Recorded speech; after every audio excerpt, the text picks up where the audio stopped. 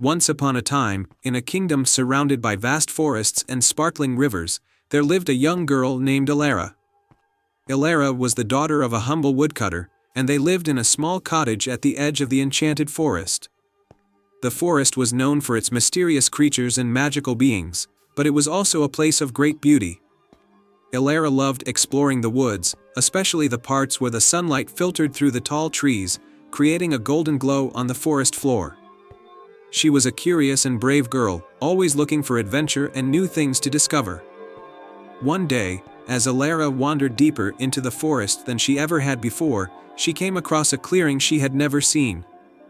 In the center of the clearing stood a magnificent tree, its trunk shimmering with silver bark, and its branches stretched high into the sky.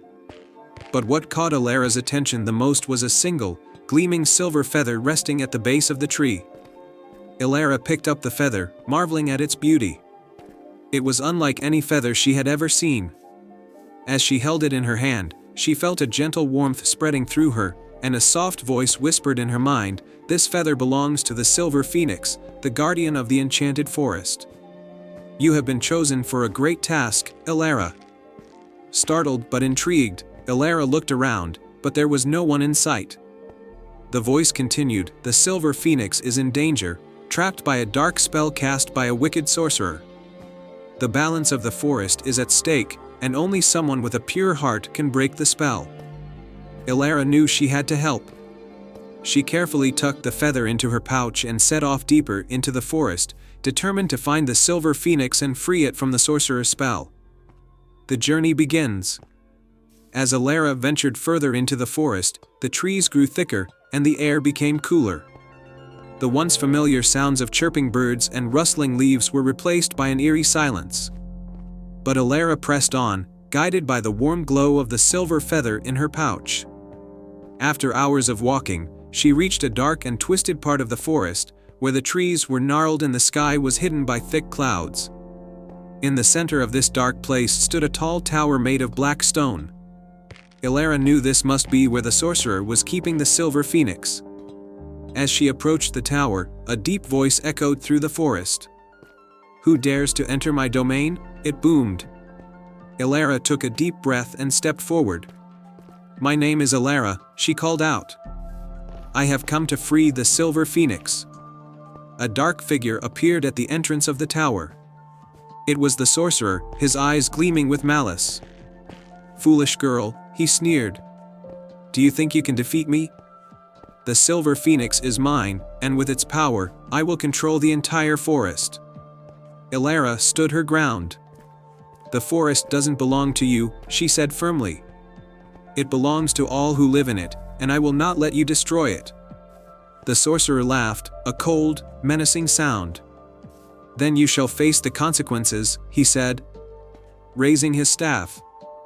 Dark shadows began to swirl around him, forming into terrifying creatures that lunged at Elara. But Elara was not afraid. She reached into her pouch and pulled out the silver feather. As soon as it touched the air, the feather began to glow brightly, driving back the shadows. The light from the feather grew stronger and stronger until it enveloped the entire clearing. The sorcerer shielded his eyes from the blinding light. "No! This cannot be," he cried out. But it was too late.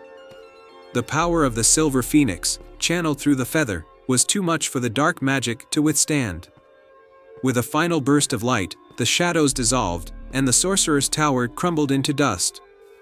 The sorcerer himself vanished, defeated by the purity of Elara's heart and the magic of the silver phoenix, the guardian of the forest.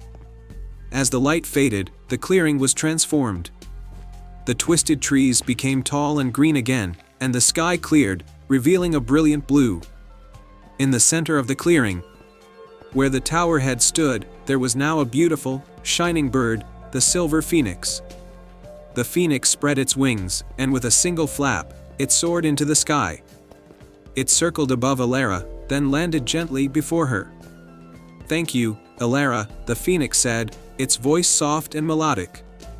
"You have freed me from the sorcerer's spell and restored the balance of the forest. For your bravery and kindness, I grant you a wish. Anything your heart desires, it shall be yours." Elara thought for a moment. She could wish for riches, for a grand home, or for anything she wanted. But she knew what her heart truly desired. "I wish for the forest to remain safe and protected, so that all who live here can thrive in peace," Elara said. The silver phoenix nodded, pleased with her wish. "It shall be so," it said. "And as a token of my gratitude, I give you a gift." The phoenix touched its beak to Elara's hand, and a small, silver pendant appeared, shaped like a feather. "This pendant will allow you to call upon me whenever you need help. You are now a guardian of the forest, Elara." With that, the silver phoenix rose into the sky, its wings glinting in the sunlight. It circled the clearing once more before flying off into the horizon, its cry echoing through the forest. A new beginning. Elara returned to her village, where she was greeted with joy and admiration. The villagers had noticed the change in the forest. The trees were greener, the rivers clearer, and the animals more abundant. They knew that Elara had played a part in this miracle. Elara continued to live in her cottage by the edge of the forest, but now she was no longer just a woodcutter's daughter. She was a guardian of the enchanted forest, and the pendant she wore was a symbol of her courage and selflessness. She often visited the silver tree in the clearing, where she had first found the magical feather, and there she would feel the presence of the silver phoenix, watching over the forest and its people. And so, Elara lived a life full of adventure, kindness, and love, always protecting the forest and those who called it home. And whenever she needed help, she knew the silver phoenix would be there, ready to soar to her side. The end.